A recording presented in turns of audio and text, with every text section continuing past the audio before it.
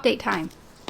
So I finished this like 2 days ago, and I just haven't had the time to sit down and really talk about it.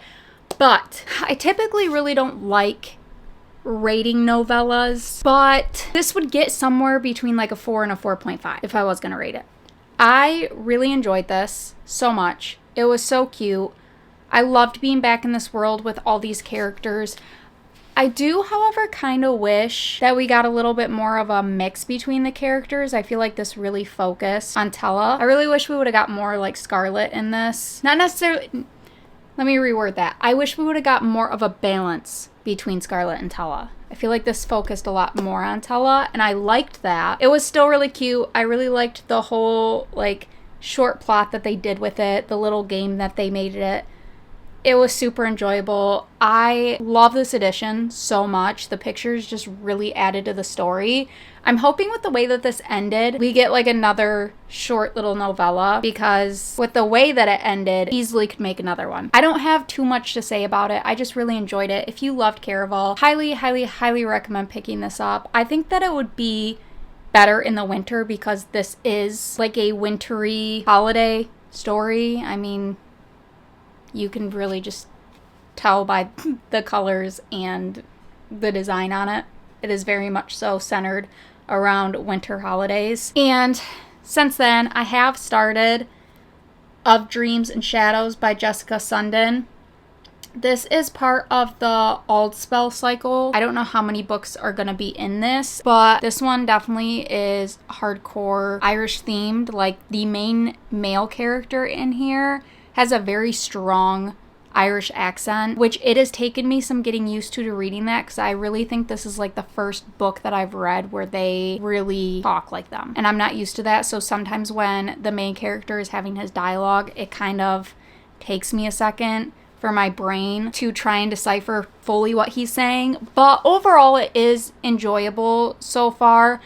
I am a little lost on the plot, and I think a lot of that has to do with I was kind of trying to speed read this, and I think I confused myself in doing that. There's like a whole lot of different mythical beings in this. So the main is like fairies. They're calling them humans, but I'm confused because they call our main male character a human, but he has like this ability where he's able to blend in with the shadows. So I'm a little confused on that. And then I forgot to say that this is like a Sleeping Beauty retelling loosely. So our main character's name is Aurora, but it's spelt different. And then our main male character, his name is Philip. They're calling him like a prince, but I don't know what he's the prince of. I don't know. There's a lot going on here. I'm lost. I'm 39% of the way through. It's a fairly short book. I think it said on average it takes like 5.5 hours to read, but it's definitely taking me longer. Things are kind of starting to click a little bit more, but still not fully. Let me read the synopsis to this. She is forced to dream while awake. He must face his nightmare, her.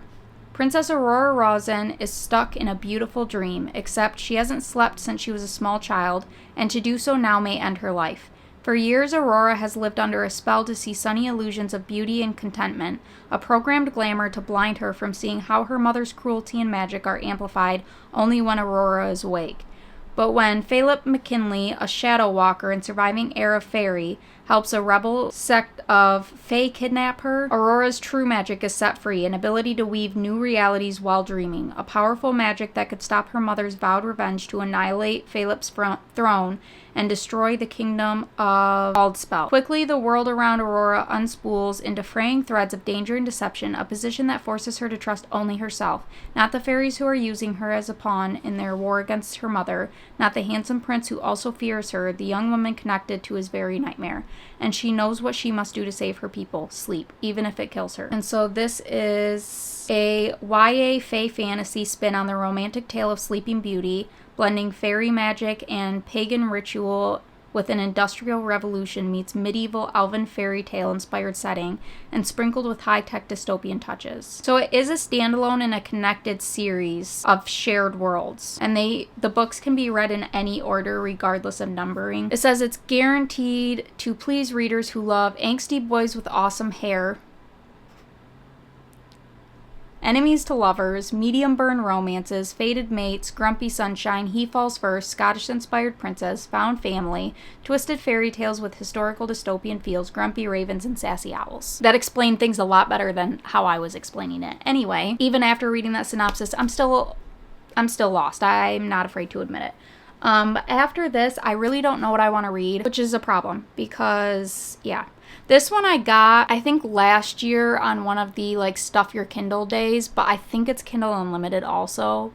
I'll put it right here if it is. I just have it from when it was free. I'm kind of trying to do like the backlog on my Kindle because I have a ton of books from Stuff Your Kindle days. It's obscene. So I'm trying to kind of get to those because I never think about them. I think I kind of took a break from rekindling the flame.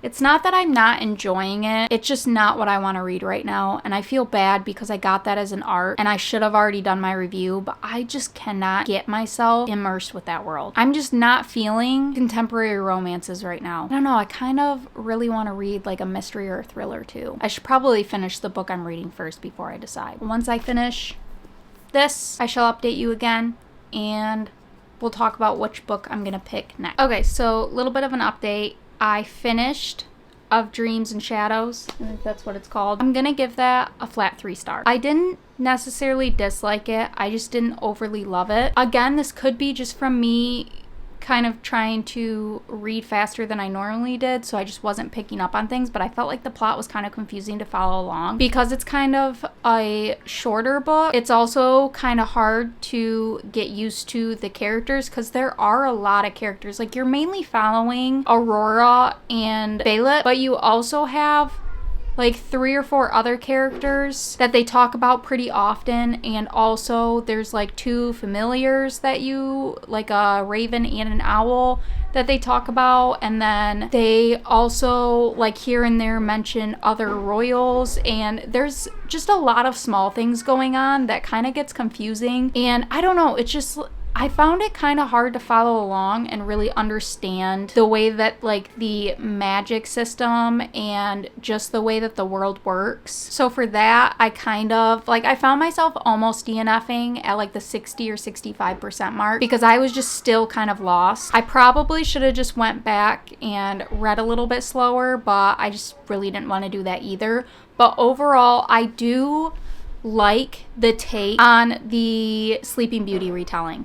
It was really interesting. It's like historical, but also mixed with dystopian. Like, there's machines. It's weird. It's definitely a weird world. I've never really read anything like that, so I did really like that aspect. I felt like she was really good at describing the world around it. So overall, 3 stars. Oh, and it also is YA with no spice whatsoever. I would recommend this, and I feel like it is kind of good for fall. But I did just start Half a Soul by Olivia Atwater last night.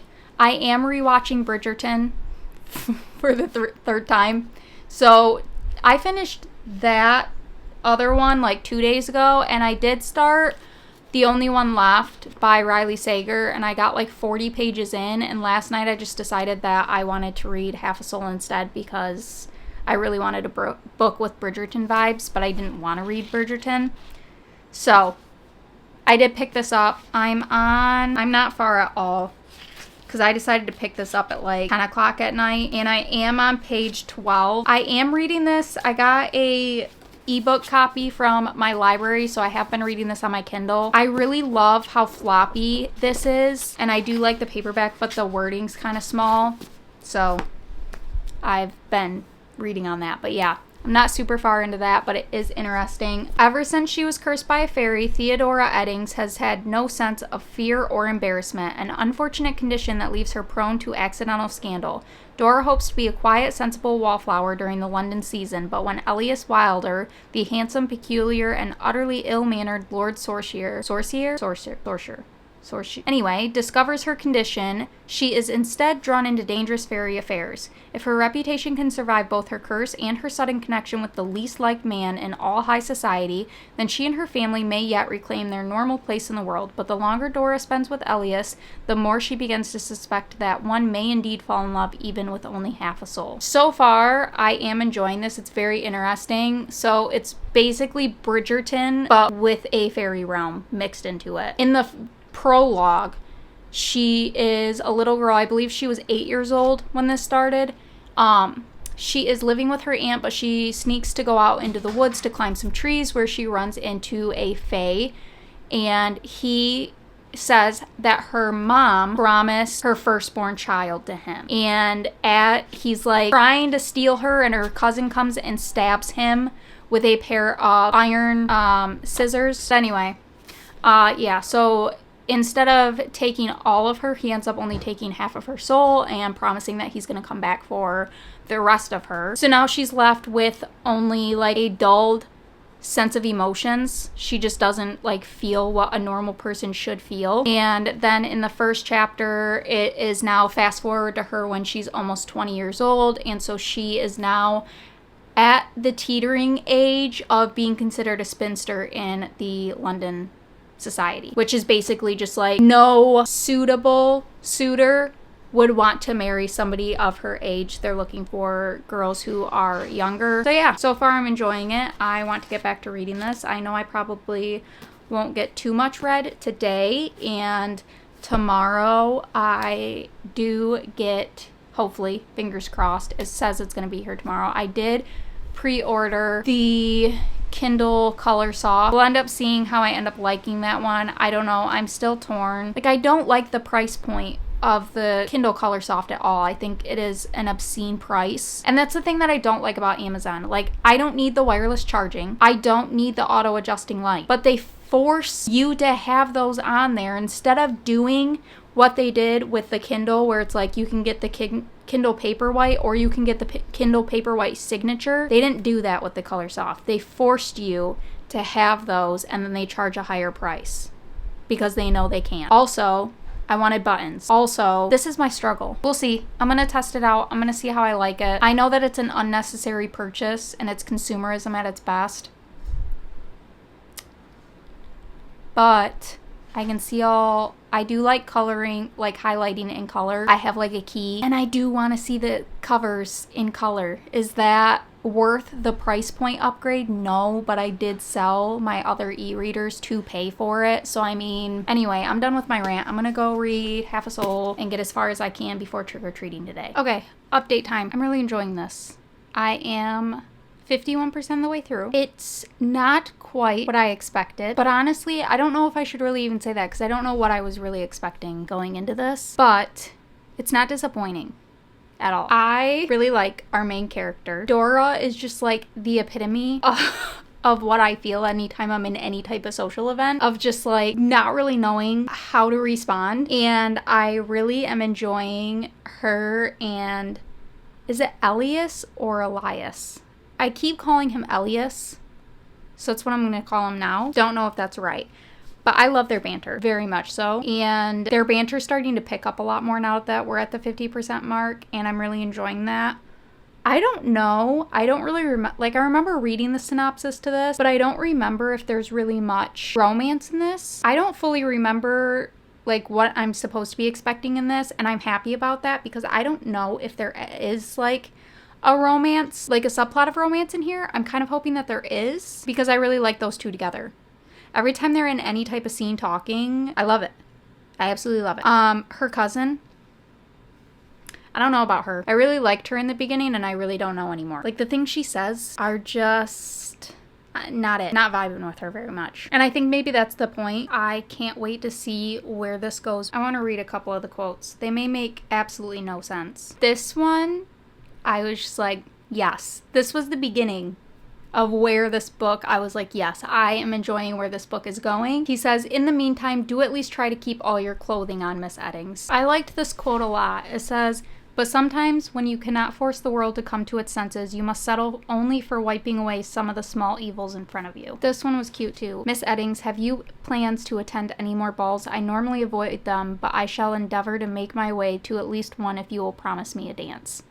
I love it. So far, I'm really enjoying this book. Like, it's got a good plot to it. It's got the subplot of a romance, so I think going towards it. But I also feel like it does a good job of talking about society, even making it seem like it's from back then, but it still fits so well with today's society. And I really enjoy that. I like all the messages that it's kind of pushing forward, but in like a subtle way. It's definitely a book that like I'm enjoying, but it also has me thinking alongside it, and I like that. I know that there's at least 2 more books after this, and I'm looking forward to it all because right now like I'm rewatching Bridgerton right now, and so I'm definitely just kind of in like that historical London society type mood, and this is just bringing that and the fantasy aspect that I'm obsessed with and just combining them so perfectly. So anyway, yeah, that's just my 50% update. Hopefully it keeps going in the direction that it's going.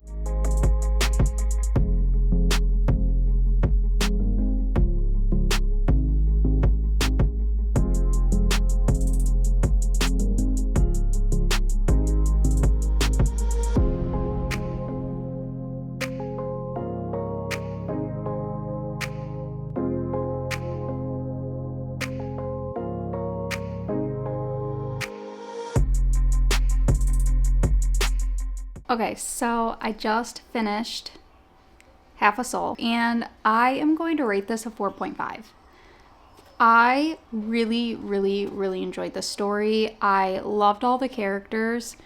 I love the description of the world and the mix between like the historical setting with the fairy realm. I thought that was so interesting and I absolutely loved it. I loved the ending, perfect ending to it. I think if you really love Bridgerton, you should pick this up because it is the perfect blend of Bridgerton with just the magical fairy realm, and I loved the plot to this also.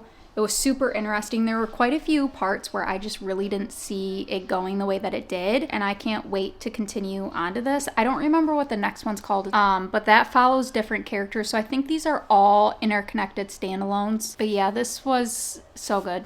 I highly recommend this if you haven't picked it up. It is definitely a really good, like kind of more cozy fall read. But that is all that I have for you guys with this reading vlog. I'm going to go start a new one. And if you made it this far, make sure to leave a thumbs up. Helps tremendously with my videos. Make sure to subscribe to stay up to date with all my future videos. And I hope to see you in the next one. Bye!